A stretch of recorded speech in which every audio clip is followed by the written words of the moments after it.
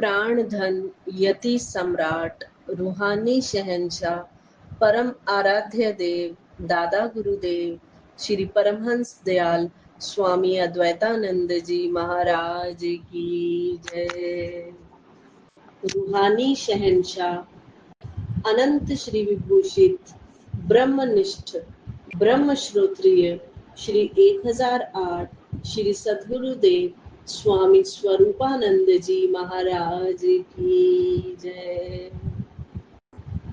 सभी गुरुमुख मन ही मन 13 बार गुरु शब्द का जाप करें।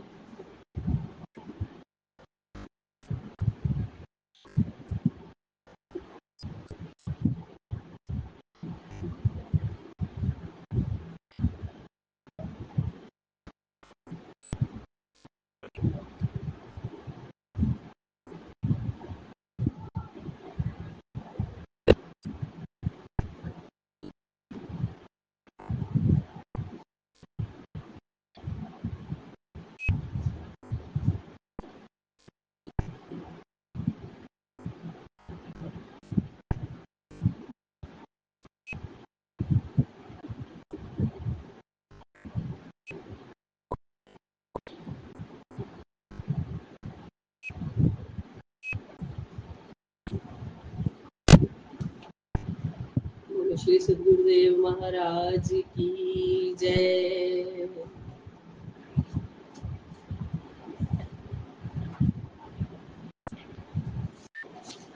कल हमने पढ़ा कि श्री गुरु महाराज जी का उस वक़्त की महान विभूतियों से मिलन हुआ, जैसे स्वामी दयानंद जी से, और भी कई संत फकीर हुए। वहाँ के जो जयपुर के नरेश थे उनसे जो वार्तालाप हुई, वो कैसे बता रहे थे कि उन्हें एक मंदिर बनवाना है श्री गुरु महाराज जी का, लेकिन गुरु महाराज जी ने साफ साफ मना कर दिया। फिर हमने ये भी पढ़ा कि श्री गुरु महाराज जी को किस तरह से फालिस रोग हुआ। गुरु को जो महापुरुष होते हैं वो काल के बंधन से मुक्त होते हैं, लेकिन मानुष तन धारण किया हुआ है, इसलिए वो इसकी मर्यादा को कभी तोड़ते नहीं। और वो हमें भी यही शिक्षा देते हैं कि ये जो दुख जो कष्ट है इनसे महापुरुष भी अछूते नहीं है, तो आप क्यों घबराते हो। ये हमें शिक्षा देने के लिए है। और उस वक्त जो फर्स्ट वर्ल्ड वॉर चल रही थी, उस वर्ल्ड वॉर को कंट्रोल करने के लिए श्री गुरु महाराज जी ने अपने ऊपर अपना आधा हिस्सा अपने ऊपर लिया हुआ था, उसका भार का। तो फिर किस तरह से श्री गुरु महाराज जी ने धीरे धीरे अन्न जल त्याग दिया और 3 चम्मच पानी पर जीवित थे। फिर 3 चम्मच दूध लेते थे। गुरुमुखो, आज हम जो पढ़ने जा रहे हैं वो पढ़ना भी बहुत कठिन है और वो सुनना भी बड़ा कठिन है। जो सतगुरु प्रीतम है ना, वो कहीं दूर नहीं है, वो हमारे पास ही है। लेकिन ये मन है ना, मानता नहीं कि परमहंस दयाल जी इस पृथ्वी पर नहीं है, लेकिन वो है, हमारे साथ है, हमेशा है। उनका निज लोक गमन।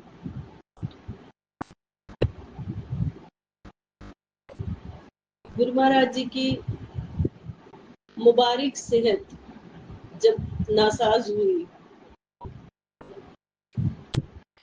तो गुरु महाराज जी यही फरमाते थे कि धैर्य रखो, मृत्यु अनिवार्य है, पुराने वस्त्र कब तक पहनकर रखें।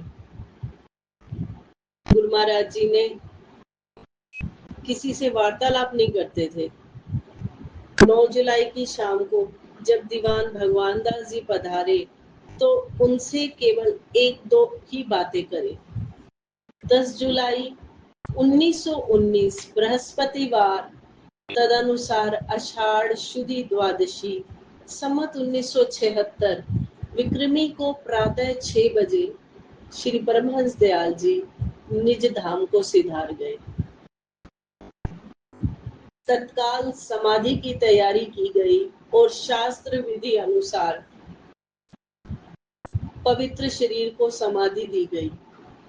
श्री भाई योगानंद जी के पास श्री परमहंस दयाल जी का एक दांत रखा हुआ था। उसको उन्होंने जयपुर में लाल डुंगरी गणेश जी के स्थान पर स्थापित किया और समाधि बनवाई। टेरी निवासी पंडित हेमराज जी के सुपुत्र पंडित गोविंद दास जी खामोश सरहदी, जो महाराज जी के अनन्य श्रद्धालु थे, ने श्री परमहंस दयाल जी की 2 समाधियों का उल्लेख किया। उनके कथन के अनुसार जब श्री परमहंस दयाल जी को शाहे विलायत अर्थात फकीरों का शहंशाह, साधु सम्राट माना गया, तो फ्रंटियर के क्या हिंदू और क्या मुसलमान बड़ी संख्या में उनके दर्शन दीदार करने के लिए आने लगे। टेरी के नवाब के खानदान के कुछ लोग पीर हदायतुल्लाह शाह के पास कुछ मांगने के लिए गए तो उन्होंने साफ साफ कह दिया कि हम तुम्हें कुछ नहीं दे सकते। इस समय शाही विलायत श्री परमहंस दयाल स्वामी अद्वैतानंद जी महाराज है। अगर उनकी इजाजत और मौज हो तो 7 विलायत की हुकूमत भी दे सकते हैं, और यदि उनकी आज्ञा नहीं हुई तो तिनका भी नहीं मिलेगा। मन्नत मांगने वाले हजूर के कदमों में हाजिर होते और झोलियां भरकर ले जाते। उस दर से कोई सवाली खाली नहीं लौटा। उन्होंने यह सब कुछ अच्छा नहीं लगता था, क्योंकि उनके ये श्री मुख्य वाक्य हैं, हम भजन पूजन और इबादत के लिए फकीर हुए हैं। फकीर को शोहरत यानी प्रसिद्धि, गारत यानी विनाशकारी है। फकीर के लिए शोहरत गारत है। कोहाट के सज्जन थे हीरा नाई जी, जो श्री परमहंस दयाल जी के कोई बाल बनाया करते थे। जहाँ कहीं हजूर जाते, हीरा नाई सब काम छोड़कर उनकी खिदमत में हाजिर हो जाता था। एक दिन वह हजूर के नाखून तराश रहा था और जब कपड़े में इकट्ठे हुए नाखूनों को बाहर फेंकने के लिए जाने लगा, हजूर बोले, हीरा मत फेंको ये नाखून, इन्हें कागज में पुड़िया बनाकर आबू अमीर चंद जी को दे दो। और बाबू साहिब ने फरमाया, अपने घर के निचले कमरे में इन नाखूनों की समाधि बना देना। हमारे पास मन्नत मांगने कोई ना आए, वही जाए उसकी मन्नत पूरी होगी। हमारे पास उसे आने दो जो सत्संग करता हो, सुनता हो और जिसे भजन अभ्यास के विषय में कुछ मांगने की चाह हो।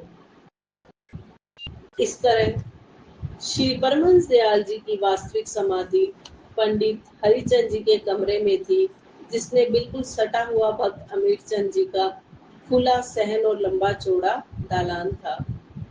श्री परमहंस दयाल जी के उपदेश अमृत। श्री परमहंस दयाल जी गुरु भक्ति, सहज योग, ब्रह्म ज्ञान और वेदांत आदि विभिन्न विषयों पर सत्संग किया करते थे। जैसा जिज्ञासु देखते थे, उसकी भावना के अनुसार उसे वैसा ही उपदेश देते थे। आप सत्य कथन करने में तनिक भी झिझकते नहीं थे। गुरु शब्द की व्याख्या करते हुए आप फरमाते हैं, गु अंधियारे जानिए, रू कहिए प्रकाश, मेड अज्ञान की ज्ञान दे, गुरु नाम है दास। अर्थात अंदर के अंधकार और ज्ञान को मिटाकर जो प्रकाश अर्थात ज्ञान दे, वही गुरु है। गुरु के 4 लक्षण हैं। पूर्ण भक्ति से संपन्न हो, अपने धर्म ग्रंथों, शास्त्रों और वेदों के आशय को समझने वाला हो, समदृष्टा अर्थात ईश्वर को सब में व्यापक एक समान देखने वाला हो, शिष्य को ईश्वर से मिलाने, भक्ति में लगा देने और उसकी शंकाओं को दूर करने में समर्थ हो। इन 4 लक्षणों वाला गुरु ऐसा होना चाहिए कि जिसके अंतःकरण में विषय वासना की उपरामता आ गई हो, अपने मन को जिसने वश में कर लिया हो, सब जीवों के कल्याण की चिंता हो अर्थात परोपकारी हो, वेद शास्त्रों के आशय को भली भांति समझता हो और दूसरों को समझा सकता हो, वही गुरुपद का अधिकारी है। ऐसे व्यक्ति सत्य और असत्य को भली भांति समझते हैं, अपने स्वरूप का ज्ञान संशय रहित धारण करते हैं। वे जानते हैं कि संसार समस्त मेरा ही रूप है। आत्मा को छोड़कर कभी उनमें द्वैत दृष्टि नहीं आती। ऐसे ब्रह्मनिष्ठ और ब्रह्मश्रोत्रिय महापुरुष को सद्गुरु कहते हैं। ऐसे सद्गुरु ही दूसरे को आत्म साक्षात्कार करा सकते हैं। आपने शिष्य के भी 4 लक्षण बतलाए। पहला, जो अहंकार का त्याग करने वाला हो। दूसरा, विषय वासनों से रहित हो। तीसरा, गुरु की सेवा तन मन धन से करने वाला हो। और चौथा, गुरु के वचन पर पूर्ण श्रद्धा और विश्वास रखने वाला हो। गुरुमुखों, ये 4 लक्षण हमें अपने अंदर धारण करने हैं। पहला, अहंकार को त्यागना है, विषय वासनाओं से दूर रहना है, अपने गुरु की तन मन धन से सेवा करनी है और गुरु के वचन में पूर्ण श्रद्धा और विश्वास रखना है। और हमें समय समय पर अपने आप को चेक करते रहना है कि हम कहाँ खड़े हैं। खड़े तो कहीं भी नहीं है, पर फिर भी नीचे तो नहीं गिर रहे, ऊपर ही उठने का प्रयास करना है। सच्चा शिष्य कौन है, उसकी व्याख्या आप इस प्रकार करते हैं। साधारणतः सभी मनुष्य किसी न किसी को अपना मुर्शद, पीर अथवा गुरु किसी न किसी रूप में मानते ही हैं। वास्तव में मुरीद बनना बहुत कठिन है। मुरीद नाम है मुर्दे का। जिस प्रकार गुरु कहे उसी प्रकार से करे, अपनी बुद्धि किसी बात में पेश न करे। जब तक यह अवस्था न आए उस समय तक वह जीवित अर्थात संसारी है। मुर्दा और मृतक उस समय होता है जब मन और मुर्शिद सामने खड़े हों। उस समय मन को छोड़कर मुर्शिद की आज्ञा को माने। तब जानना चाहिए कि मन अथवा खुदी को मार लिया है। परंतु यह बात उस समय तक प्राप्त न होगी जब तक त्रिकुटी में सतगुरु के दर्शन न हो। उस समय वास्तव में शिष्य गुरुपरायण होता है, वरन शिष्य को बेपीर अर्थात नगुरा ही समझना चाहिए। नगुरा पहले समय में एक तरह से गाली समझा जाता था। कहते थे कि जिसका कोई गुरु नहीं ना, उसको नगुरा कह दो तो वो उसके लिए बड़े शर्म की बात थी कि ये नगुरा है, इसने अभी तक गुरु धारण नहीं किया। अब तो ये आम प्रचलन हो गया ना कि गुरु धारण ही नहीं करते लोग। पहले ये गाली था। जब तक गुरु का दर्श न होए तब तक चेला नगुरा सोए। आजकल के सन्यासियों के विषय में आप फरमाते हैं, नारी मरी और संपत्ति नाशी, मूड मुड़ाए भय सन्यासी। 10-20 इधर उधर के श्लोक और टेढ़े मेढ़े अर्थ याद कर लिए, बस सिद्ध सन्यासी, महात्मा, परमहंस सभी कुछ हो गए। न अष्टांग योग के अंगों से तात्पर्य, न ज्ञान योग के साधनों से काम। सबसे पहले अहम ब्रह्मस्मि का उपदेश लेकर निकल खड़े हुए। जो कोई जिज्ञासा के निमित्त उनके पास जाए तो अद्भुत ढोंग देखने में आते हैं।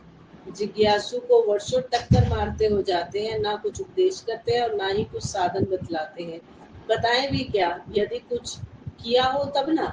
यदि बहुत ही प्रसन्न हो तो पहले रसायन की विधि का जाल बिछाया जाता है। नाम की फकीरी है, वरन गृहस्थी तो बढ़कर, गृहस्थियों से बढ़कर भी ग्रस्त है। आप ईश्वर प्राप्ति के 4 साधन बतलाते हैं, अभ्यास, विचार, ध्यान और समाधि।